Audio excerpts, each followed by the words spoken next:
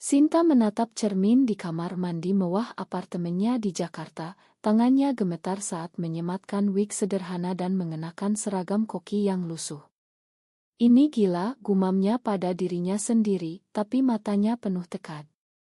Malam itu, dia akan menyusup ke rumah keluarga Dewi, tunangannya, sebagai pembantu rumah tangga baru, sebuah rencana nekat untuk menguji kesetiaan keluarga yang selama ini tampak sempurna. Saat pintu rumah besar di kawasan elite Menteng terbuka, Ibu Dewi menyambutnya dengan senyum dingin. "Kamu Rina?" "Iya. Mulai hari ini bantu di dapur. Jangan bikin masalah." Sinta mengangguk patuh, hatinya berdegup kencang saat melihat Dewi di ruang tamu, sedang berbincang dengan ayahnya. Dewi, wanita yang dia cintai diam-diam selama 2 tahun, tak mengenalinya di balik penyamaran itu. Malam pertama berlalu dengan tegang. Sinta menguping percakapan keluarga saat memasak nasi goreng spesial. Ayah Dewi, seorang pengusaha sukses, berkata keras, "Dewi, kamu harus menikah dengan anaknya Pak Hadi. Itu demi bisnis kita." Dewi diam, matanya melirik ke arah dapur, tapi Sinta tahu, itu adalah pernikahan paksa yang selama ini disembunyikan dari dirinya. Hatinya hancur, tapi dia tetap diam, memutuskan untuk menggali lebih dalam. Keesokan harinya, Sinta mulai bekerja lebih dekat dengan keluarga. Dia membersihkan kamar Dewi, menemukan surat-surat lama dari mantan pacar Dewi, seorang pria yang dulu dipaksa putus oleh keluarga. "Kenapa kamu gak bilang, Wi?" bisik Sinta dalam hati. Saat makan siang, Ibu Dewi memerintahnya kasar, "Cepat, Rina. Jangan lambat seperti pembantu sebelumnya." Sinta menahan amarah, ingat tujuannya, membuktikan apakah keluarga ini layak untuk Dewi, atau justru racun yang harus dia pisahkan. Dewi mendekatinya di dapur sore itu. "Kamu baru ya?" Kayaknya Amelia. Sinta menunduk, jantungnya berpacu. "Iya, Bu. Saya dari desa."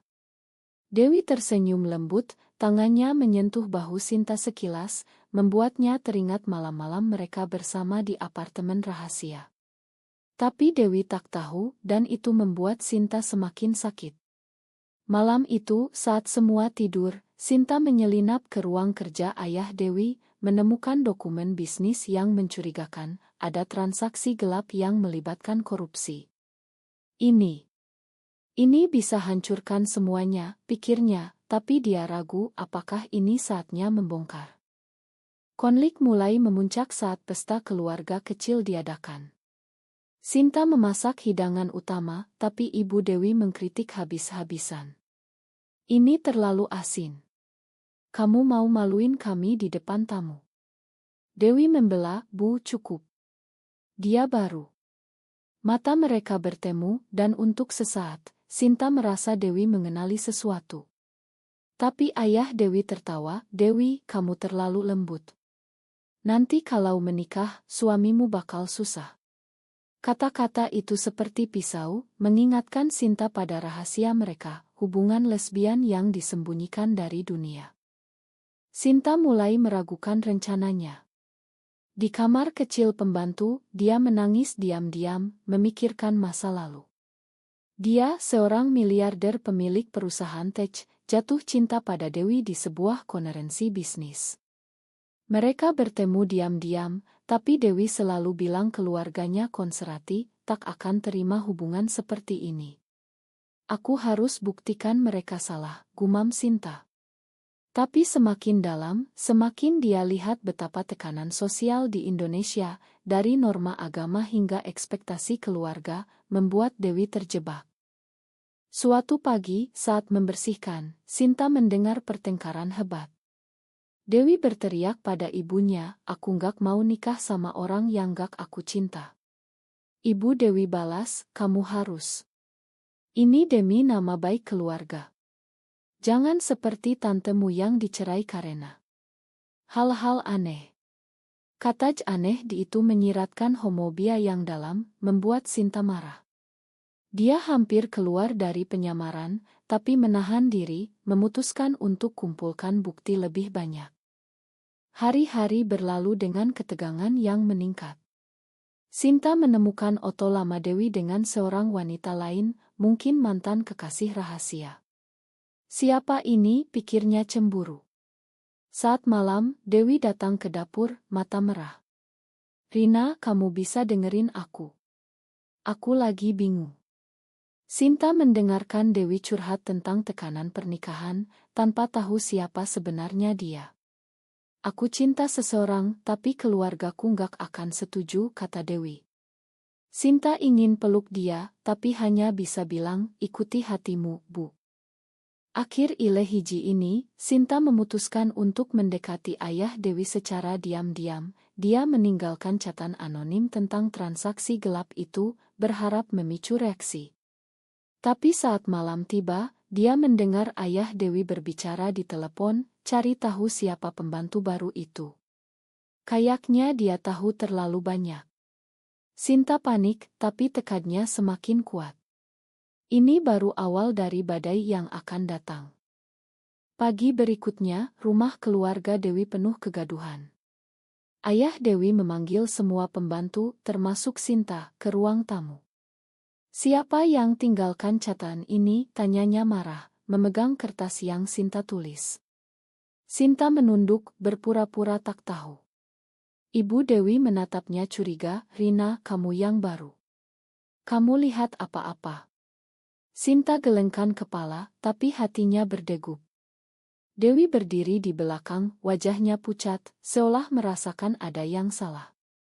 Setelah itu, Sinta kembali ke dapur, tapi pikirannya kacau. Apa aku terlalu jauh, gumamnya. Dia ingat bagaimana hubungannya dengan Dewi dimulai, pertemuan di acara amal di Bali, di mana Dewi bekerja sebagai end organier.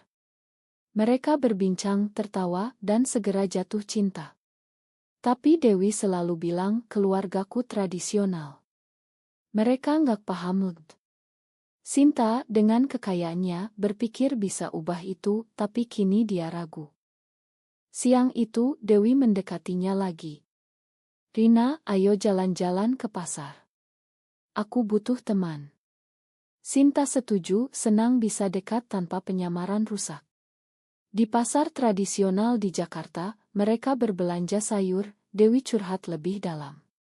Aku punya rahasia besar. Aku suka perempuan. Sinta terkejut, hampir jatuhkan keranjang. Kenapa bilang ke aku, tanya Sinta hati-hati. Dewi tersenyum sedih, kamu kelihatan bisa dipercaya. Keluargaku bakal bunuh aku kalau tahu. Kembali ke rumah, konflik memuncak. Ayah Dewi memanggil detektif swasta untuk selidiki pembantu. Sinta tahu dari menguping, dan dia panik. Malam itu, dia hubungi asistennya secara rahasia, minta bantu kumpul bukti lebih lanjut tentang korupsi ayah Dewi. Ini demi Dewi, katanya pada diri sendiri. Tapi dalam hati, dia takut, apa jika terbongkar, Dewi akan benci dia karena penyamaran ini. Esok harinya, pesta pertunangan Dewi diumumkan. Ibu Dewi sibuk persiapan, memerintah Sinta masak hidangan istimewa. Ini untuk calon menantu kami, katanya bangga. Sinta merasa dunia runtuh. Saat memasak, air matanya jatuh ke adonan. Dewi masuk, Rina, kamu kenapa? Sinta bohong, gak apa-apa. Tapi Dewi pegang tangannya, aku juga sedih. Aku gak mau ini. Sentuhan itu membuat Sinta ingin ungkap semuanya, tapi dia tahan. Malam pesta, rumah penuh tamu. Sinta sajikan makanan, mengamati Dewi yang dipaksa tersenyum di samping calon suaminya, seorang pria kaya tapi sombong. Ayah Dewi berpidato, ini pernikahan yang akan satukan dua keluarga besar. Sinta mendengar bisik-bisik tamu tentang senorma masyarakat Kedan harus menikah heteroseksual. Itu menyakitkan, mengingatkan Sinta pada pengalaman pribadinya, ditolak keluarga sendiri karena orientasi seksualnya. Di tengah pesta, Sinta temukan kesempatan. Dia sembunyikan rekaman suara ayah Dewi bicara korupsi di ponselnya. Tapi saat keluar dapur, dia bertabrakan dengan Ibu Dewi. "Kamu ngapain di sini?" tanya ibu curiga. Sinta bohong, tapi ibu periksa tasnya, hampir temukan ponsel. Dewi datang, selamatkan situasi. "Bu, biarin aja. Dia cuma bantu." Setelah itu, Dewi tarik Sinta ke taman belakang. "Rina, aku merasa kamu mirip seseorang." Sinta diam, hati bergejolak. Keesokan pagi, detektif datang. Ayah Dewi bicara dengannya di ruang kerja. Sinta menguping, dengar nama aslinya disebut. Sinta Wijaya. Miliarder itu. Panik, Sinta kabur ke kamar, pikirkan rencana kabur. Tapi Dewi ketuk pintu, "Rina, ayo bicara." Mereka duduk, Dewi cerita tentang kekasihnya, Sinta sendiri. "Dia hilang tiba-tiba. Aku takut dia tinggalkan aku." Sinta menangis dalam hati, "Aku di sini, Wi." Konflik semakin dalam saat Sinta terima email dari asisten, bukti korupsi lengkap. Dia harus putuskan, bongkar sekarang atau tunggu. Malam itu pertengkaran besar terjadi. Dewi tolak calon suami, bilang pada orang tua, "Aku cinta perempuan." Ayah marah besar, "Kamu gila. Ini dosa. Kami akan obati kamu." Ibu menangis, "Kamu hancurkan nama keluarga." Sinta dengar semuanya dari dapur, hatinya hancur. Akhir ile dua, Sinta putuskan campur tangan. Dia lepaskan wig, masuk ke ruang tamu. "Cukup," serunya. Semua terkejut. Dewi tatap dia, "Sinta." Ya, penyamaran terbongkar, dan badai sesungguhnya baru mulai. Ruang tamu membeku. Dewi berdiri terpaku, mata melebar. "Sinta. Kamu." "Rina." Ayah Dewi bangkit, wajah merah. "Siapa kamu? Keluar dari rumahku." Sinta tarik napas dalam, "Aku Sinta Wijaya, tunangan Dewi. Aku datang untuk lihat sendiri keluarga ini." Ibu Dewi teriak, "Tunangan? Dewi, apa ini?" Dewi mundur, wajah penuh pengkhianatan. "Kamu bohongi aku. Kamu spi."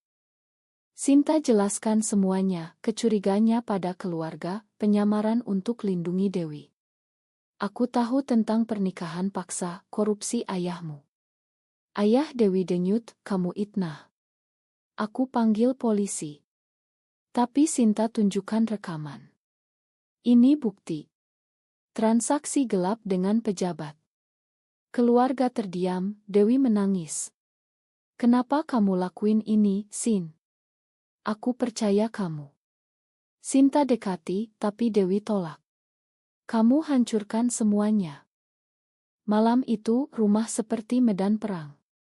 Ayah Dewi hubungi pengacara, ibu menangis di kamar. Dewi kunci diri, tak mau bicara. Sinta duduk di teras, pikirkan kesalahannya. "Aku pikir ini demi kita, tapi aku jadi monster." Dia ingat masa kecilnya di Surabaya, ditolak ayah karena lesbian, lalu bangun kerajaan bisnis sendiri. "Aku nggak mau Dewi alami itu," gumamnya. Tapi kini, dia justru picu trauma. Pagi harinya, Dewi keluar kamar, mata sembab. "Kita bicara." Mereka duduk di taman. Dewi bilang, "Aku marah karena kamu nggak percaya aku. Aku rencana kabur dari pernikahan itu." Sinta minta maaf, "Aku takut kehilangan kamu karena keluargamu." Dewi peluk dia, tapi tarik diri. "Tapi sekarang, ayahku bisa dipenjara karena kamu." Konflik moral memuncak, Sinta harus pilih antara keadilan atau cinta. Ayah Dewi panggil mereka. "Aku akui, ada kesalahan bisnis. Tapi ini demi keluarga." Dia tatap Dewi, "Dan soal kamu. Suka perempuan. Itu salah. Kami akan kirim kamu ke terapi." Dewi berteriak, "Tidak. Ini aku apa adanya." Ibu campur, di Indonesia, ini tabu. Tetangga bakal ngomongin. Sinta bela, cinta nggak salah. Kalian yang picik. Pertengkaran hebat, ayah usir Sinta. Dewi ikut Sinta keluar. Aku nggak bisa tinggalin mereka. Sinta paham, tapi sakit. Pilih, aku atau keluarga. Dewi menangis, kenapa harus pilih? Mereka pisah dengan hati hancur. Sinta kembali ke apartemen, tapi tak tenang. Dia hubungi media, bocorkan korupsi anonymously. Ini demi masyarakat, katanya, tapi tahu ini balas dendam. Beberapa hari kemudian, berita meledak. Ayah Dewi ditangkap. Keluarga hancur. Dewi telepon Sinta, kamu yang lakuin. Kamu hancurkan hidupku. Sinta Deni, tapi Dewi tahu. Kita selesai. Sinta runtuh, menangis sepanjang malam. Dia pikirkan masyarakat Indonesia, homofobia, tekanan keluarga, di mana sering disembunyikan. Apa aku salah berjuang? Dewi datang ke apartemen Sinta malam itu, marah. Kenapa? Ayahku sakit sekarang. Sinta jelas, dia korup, Itu kejahatan. Mereka debat panjang, apakah keadilan lebih penting dari keluarga? Dewi bilang keluarga adalah segalanya di sini. Kamu miliarder, gak paham. Sinta balas, aku paham sakit ditolak karena siapa aku. Mereka berpelukan, tapi ketegangan tetap. Konflik mencapai puncak saat Ibu Dewi datang. Dewi, pulang. Jangan ikut perempuan ini. Dewi ragu, Bu, aku cinta Sinta. Ibu sok, ini dosa. Kamu bakal dikucilkan. Sinta campur, biarkan dia pilih. Ibu pergi dengan marah, tinggalkan Dewi dalam dilema. Malam itu, Dewi putuskan tinggal dengan Sinta, tapi dengan harga keluarga putus hubungan. Akhir iletilu, Sinta dan Dewi mulai hidup baru, tapi bayang masa lalu menghantui. Berita korupsi terus bergulir, dan masyarakat mulai bicara tentang skandal keluarga dengan rahasia. Mereka harus hadapi badai sosial yang lebih besar. Hidup baru Sinta dan Dewi di apartemen mewah penuh ketegangan. Dewi sering menangis, ingat ayahnya di penjara. Ini salahmu, Sin. Sinta minta maaf berulang, aku lakuin demi kita. Tapi Dewi balas, demi kita atau egomu. Konflik internal Dewi memuncak, dia cinta Sinta, tapi merasa mengkhianati keluarga. Sinta lihat itu, dan hatinya sakit. Suatu hari, mereka hadiri acara di Jakarta secara rahasia. Di sana, Dewi bertemu teman lama, seorang aktivis. Kamu kuat, Jangan biarin masyarakat atur hidupmu. Dewi terinspirasi, tapi saat pulang, berita tunjukkan demo anti-LGBT. Ini realita kita, kata Sinta sedih. Dewi ragu, apa kita bisa bertahan? Ibu Dewi hubungi Dewi, ayahmu sakit. Pulanglah.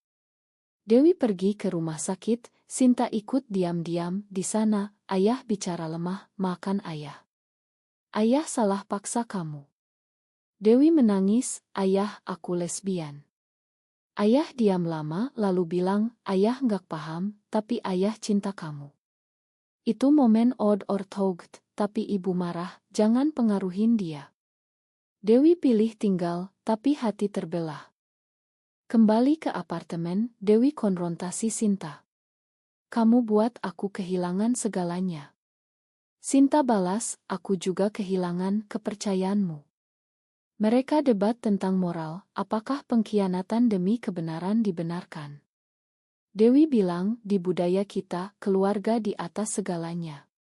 Sinta kontrak, tapi kalau keluarga toksik. Pertengkaran berakhir dengan Dewi pergi sementara.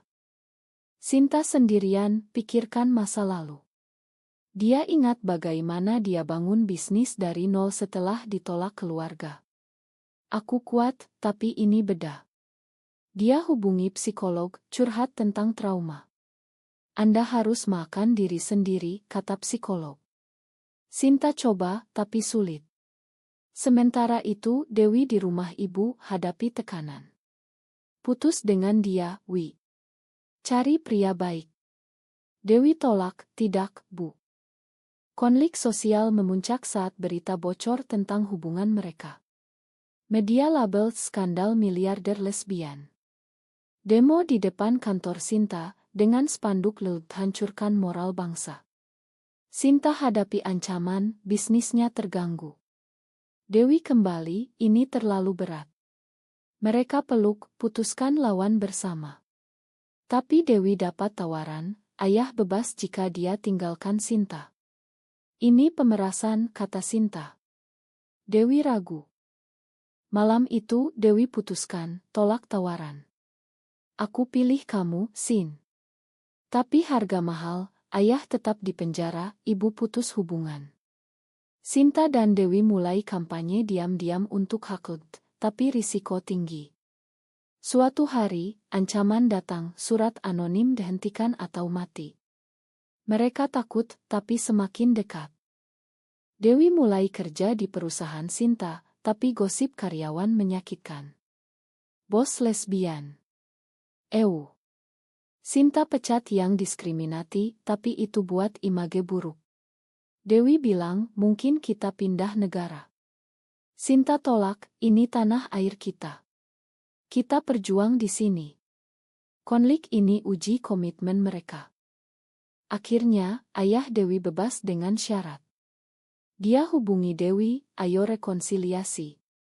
Mereka bertemu di KAE. Ayah bilang, aku belajar banyak di penjara. Makan ayah. Dewi peluk dia, tapi tanya, ayah terima Sinta? Ayah diam, butuh waktu. Itu langkah kecil, tapi berarti. Ibu masih tolak, tapi ayah coba ubah. Akhir ile opat, Sinta dan Dewi rasakan harapan. Tapi masyarakat masih keras. Mereka putuskan hidup terbuka, siap hadapi konsekuensi. Namun, pertanyaan besar tetap, apakah pengorbanan ini worth it? Tahun berlalu dengan lambat, tapi Sinta dan Dewi bertahan. Mereka pindah ke rumah baru di Bogor, jauh dari hiruk-pikuk Jakarta. Bisnis Sinta pulih, dengan fokus pada inisiatif sosial untuk komunitas LUT. Dewi jadi advokat, bicara di seminar rahasia.